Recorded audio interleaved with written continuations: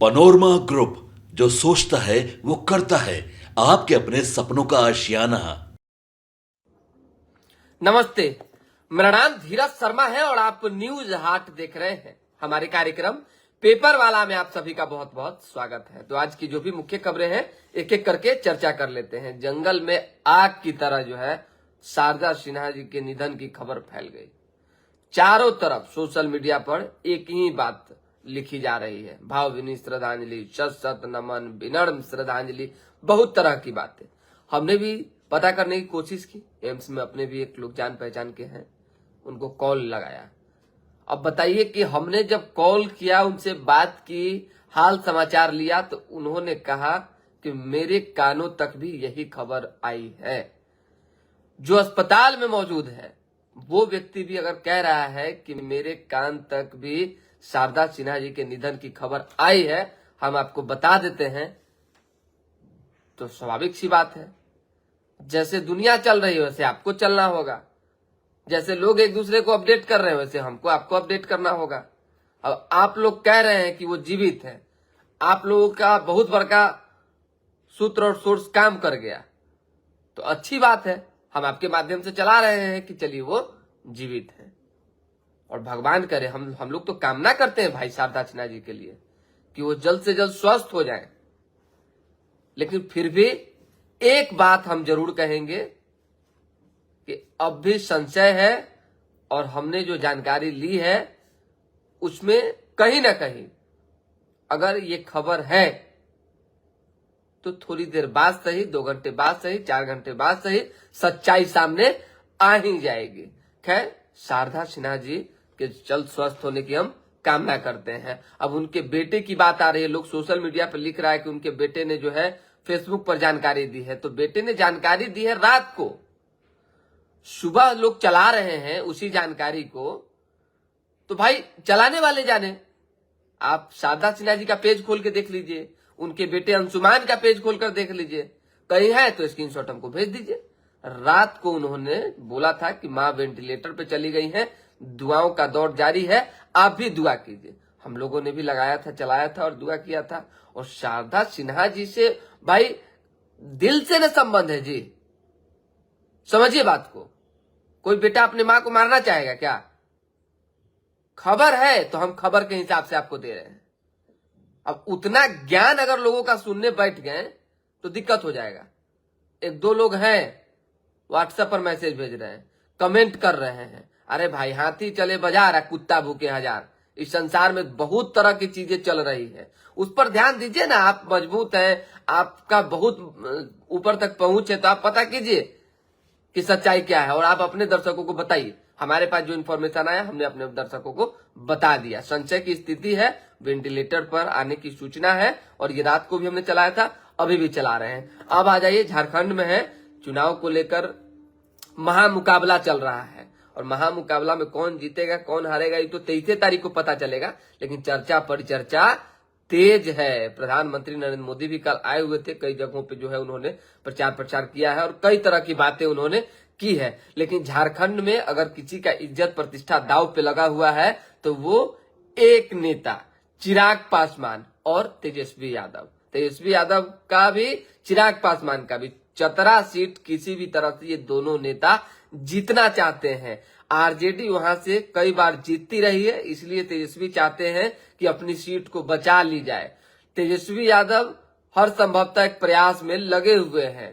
ताबड़तोड़ चुनाव प्रचार चल रहा है, रणनीति पर रणनीति बनाई जा रही है।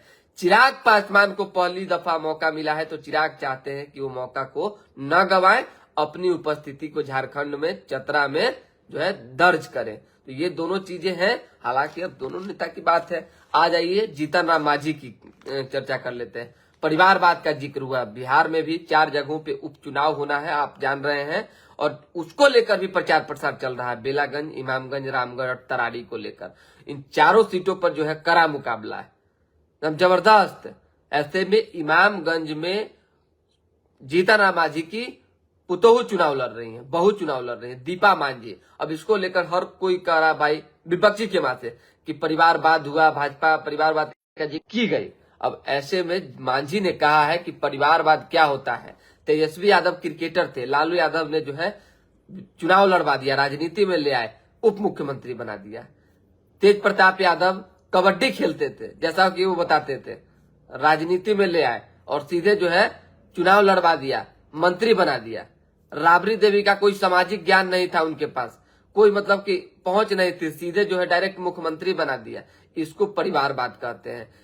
ये तंज और टिप्पणी का जवाब जो है प्रशांत किशोर को जीतनराम दे रहे थे, क्योंकि प्रशांत किशोर लगातार कई मंचों से कह रहे हैं कि परिवारवाद करने वाले लोग आज परिवारवाद के सहारा बने हुए। तो ये एक खबर थी, तो हमने सोचा आपको बता दी जाए। अब अखबार में जो छपी खबर है वो जान लीजिए। झारखंड में अत्याचारी शासन उखाड़ फेंके, प्रधानमंत्री मोदी ने कल कहा है कि झारखंड के लोग जो है इस शासन को उखाड़ दें। यहाँ बहुत तरह की समस्याएं हैं। चाईबासा में गढ़वा में भाजपा की चुनावी सभा को में गरजे पीएम, कांग्रेस और राजद आदिवासियों के दुश्मन है, दामन पर उनके खून के छींटे हैं। चलिए, सरकार बनी तो हर गरीब घर को 1-1 लाख रुपया देंगे। हेमंत सोरेन ने कहा है कि अगर सरकार बनती है तो हर गरीब घर को जो है 1-1 लाख रुपया देंगे। 174 प्रत्याशियों पर आपराधिक मामले दर्ज है, इनमें से 127 पर गंभीर आरोप है। जो लोग झारखंड में चुनाव लड़ रहे हैं, समझ जाइए। ये रिपोर्ट आई है एसोसिएशन फॉर डेमोक्रेटिक रिफॉर्म्स की, ये रिपोर्ट है।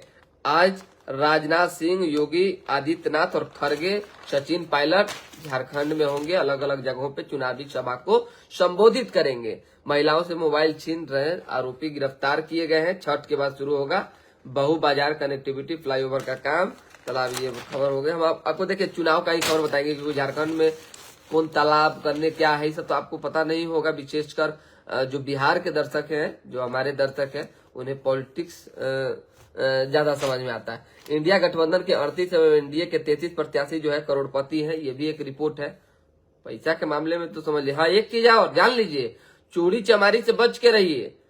छठ पर्व के मौके पर आप लोग घर छोड़ के इधर उधर जा रहे हैं तो थोड़ा सा ध्यान दीजिए, नहीं तो कब उड़ा लिया जाएगा आपका पूरा सामान और रुपया, पता नहीं चले। बड़ा चोरी चमारी हो रहा है, बहुत ज्यादा।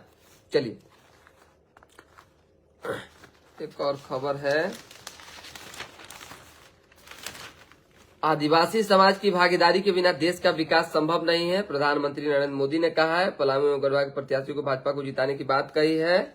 और देखिए, कल जो है चंपाई सोरेन से भी प्रधानमंत्री ने बात की, वो प्रत्याशी भी है सरायकेला से। और कई तरह की चीजें हो रही है यहाँ की राजनीति में। कोई कह रहा है कि भाजपा आएगी, रघुवर सरकार ने जो है नक्सलवाद पे काम किया था और सत्ता परिवर्तन के सुगबुगाहट दिख रही है। कोई हेमंत सरकार को वापसी करवाने की बात कर रहा है, लेकिन पलड़ा जो है कहीं ना कहीं परिवर्तन की ओर भारी है। अब देखना ये होगा कि क्या होता है, लेकिन फिलहाल यहाँ जो है खासकर झारखंड के अलग अलग इलाकों में बाजार गर्म है। अब चुनावी साल है तो बाजार तो गर्म रहबे करेगा। हर कोई जो है एड़ी चोटी का जोर लगाए हुए है। तकरीबन दर्जन भर ऐसे विधानसभा है जहां त्रिकोणीय मुकाबला है। जेल केम पार्टी के आने के बाद जो है और ज्यादा रोचक हो गया है यहाँ का चुनाव, जैसे प्रशांत किशोर के आने के बाद बिहार में चुनाव रोचक हो गया है। यही सब खबर थी। फिलहाल अब कल जुड़ेंगे और बात रही कि कई खबरें जो सोशल मीडिया पे चलती है तो आदमी उसी को भी सूत्र और सोर्स बनाता है, उसमें से ऑथेंटिक चीजों को निकाल के लोगों से अपने जो सोर्स है उनसे बतियाता है। तो ज्यादा जो है इसमें दिमाग लगाने की जरूरत नहीं है। न्यूज हाट हमेशा आपको सही खबर देता रहा है, आगे भी देता रहेगा। फिलहाल के लिए हमें इजाजत, हमारे साथ बने रहें, देखते रहें न्यूज हाट। बहुत बहुत धन्यवाद।